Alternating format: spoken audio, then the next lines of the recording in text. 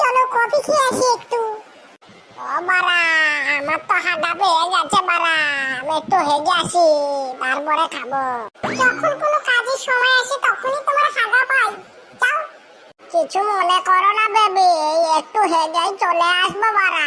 তাহলে গেলাম বেবি, বাড়া 1 মিনিট দাঁড়া, আমি হেগেই চলে আসছি।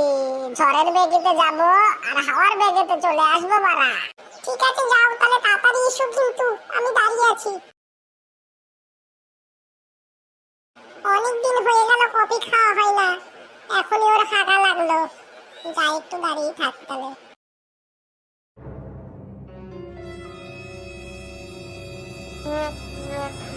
1 ঘন্টা হয়ে গেল, ঢ্যামনাটা তো দেখছি এখনো আসছে না।